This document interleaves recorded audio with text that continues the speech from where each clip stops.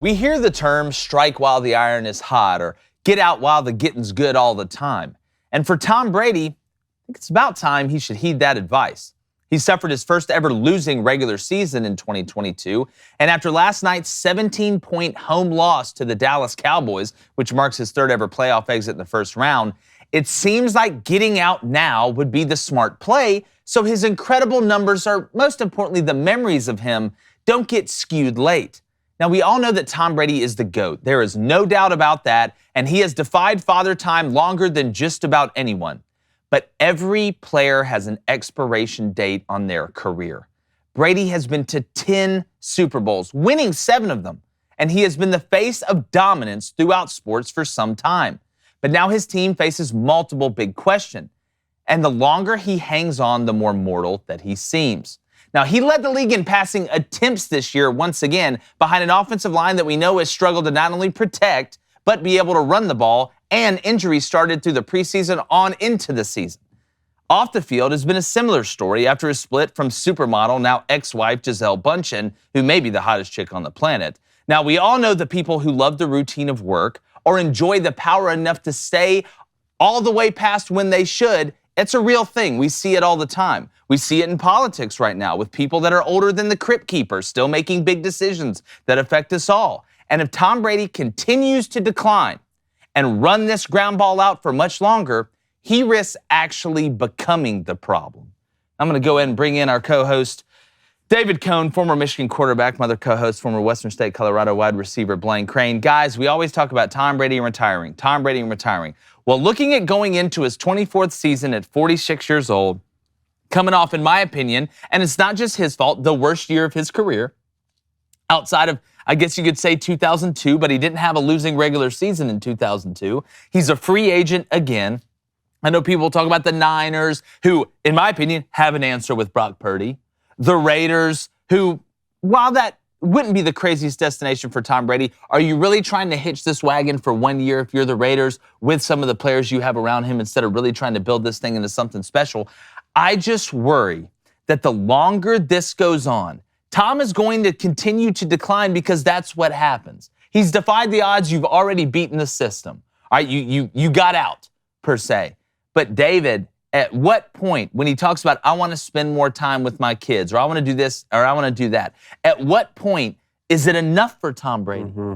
And I know the thing that makes him great is the thing that's keeping him in there. He loves the competition. We watch this with Brett Favre, right? Brett Favre retire, then unretire, retire, then unretire. We've seen it with Gronk a little bit. Now he's talking about coming back. But at what point, David, you're 46 years old, you've won 7 Super Bowls, you just divorced your wife for 13 years, which everybody thought was a great collection together. It just seems like it's been a tumultuous offseason with a tumultuous season. Sometimes you got to hang it up. That's been the question for Tom Brady for some time now. It seems like there are 3 options. You could either run it back with the Bucs, you could hang it up and retire, or you could come back to the NFL and play for a different team.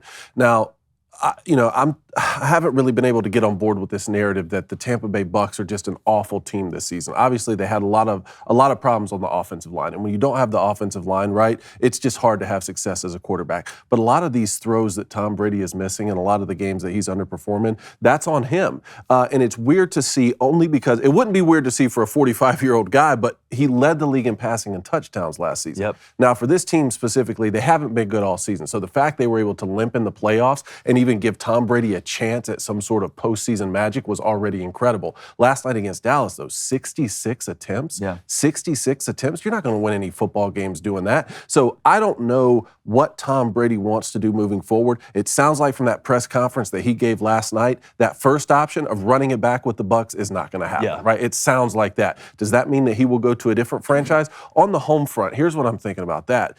I have a hard time believing that he got divorced from his wife only because he came back and played football. Yeah. Now, I don't know. Maybe that's the case. It sounds like there was more going on. Maybe that information will come out at some point. But if you've already, we did this a year ago. He retired. Then he decided to come back.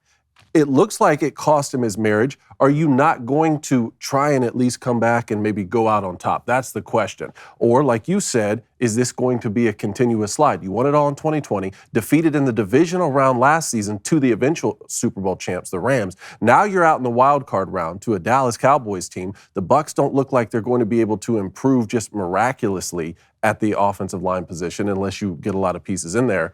Now what moving forward? Yeah, that's the question. And Blaine, some people say, oh, well, it's just about the offensive line. A lot of this is on Tom Brady. We talk about, oh, Lamar Jackson this. Oh, we look around the league, Justin Fields. Justin Fields would love to have some of the pieces that the Buccaneers have. He would love to have Mike Evans and Godwin, and Cameron Braid at tight end, even though I love Cole Kmet for the Bears. I think he's going to end up being a top 3, top 4 tight end. You look at Leonard Fournette. You look at Gage. He has more weapons than a lot of people, but I'm watching him overthrow hitches. I'm watching him underthrow slants. I'm watching him turn the ball over in the red zone in important times, in important games. There's nothing worse than watching one of the greatest that we've ever seen wither away and just wither away and wither away and wither away. We've seen it. There's been other examples of it. And this didn't feel like a swan song season to me. You know how in baseball, like you'll have the swan song season where you get a curtain call every road game and, kind of putting you on the raft and the old person in the village and pushing you down the river. It didn't seem like that for Tom Brady. I don't think he's going to retire. I just think that he should because he is part of the problem. We do have to realize that Tom Brady does have fault in this by the way that he played. Well, I agree with some of those things. One, we're not used to Tom Brady throwing picks in the red zone. This is his first red zone pick all year, right? And let's really look at this Bucs team. You did get Ryan Jensen back for this game, who didn't play the entire year, the center for the Bucs, who looked somewhat good. Worst running team in the NFL. One of the worst explosive teams from a receiver standpoint in the NFL. Mike Evans, latter half of his career. Chris Godwin coming off an ACL tear last year, which Chris did look okay. Russell Gage really hasn't done anything. Defense played well for as long as they could. But the thing about Tom is this. From a physical standpoint, I think Tom looks fine. From throwing the football, arm strength, somewhat accuracy. He wasn't super accurate against the Dallas game because that's why he had to get the ball off in 2.5 seconds or he would get killed, right? That's what I said was going to happen. The Bucs weren't going to roll someone out just in the playoff game and actually become better. They were an average team the entire year. Do I think Tom? It's more of a mental thing with me with Tom. From a mental standpoint, do you want to come back and do this every week, right? Every week, do you want to strap it up, put the pads on, go through the game plan, and keep doing this? Family, I don't know enough of what happened with Giselle to really put my finger on it, but I think there's opportunities out there for Tom away from the Bucs to have success. The Raiders. Right now, what do the Raiders have? Cap space. Get a couple of old linemen. You got picks. You have enough cap space to get a quarterback. And Tom's been known to do what through his career?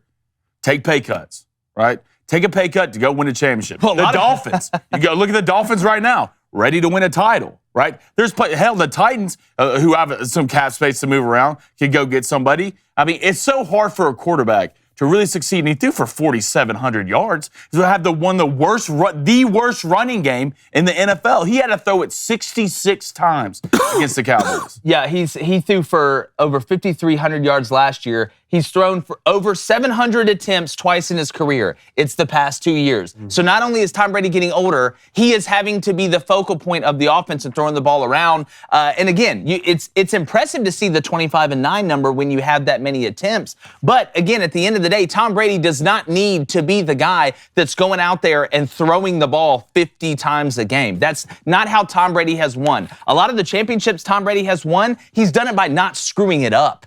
To be honest, if you want to be honest, a lot of the Patriots championships, they were really good on defense, especially in the secondary. Tom would make the right decision in the right moment. He'd check it down and then make the throws in the big moment that he had to. But him going out there and attempting 733 passes in a season, then the year before 719 passes, look at this drop-off in 2020. He attempted 610 passes with the Tampa Bay Buccaneers. In 2019 with the Patriots, his last year with them, 613. In 2018 with the Patriots, 570. So again, not only is Tom Brady having to be the focal point of the offense, which I contribute a lot to being the downfall of the Buccaneers these past couple years, including this year, he is about to be 46 years old? 46 years old. So if I'm the Dolphins and I wanted to build this Frankenstein team together, and I'm say, here's our shot with Tyreek Hill and Jalen Waddle. We don't trust that Tua is going to be healthy, even though we're going to try and bring him back. I would try and go get somebody younger. Try and get somebody that maybe can run a little bit. Why was Tyreek and Patrick Mahomes so dangerous? Because Patrick could extend the play long enough to where Tyreek could find space, turn into a scramble drill, and hit the home runs. They hit more home runs than doubles, and Jalen Waddle's the same guy. Tom Brady can't extend Tua was dangerous at the Dolphins. He could barely move.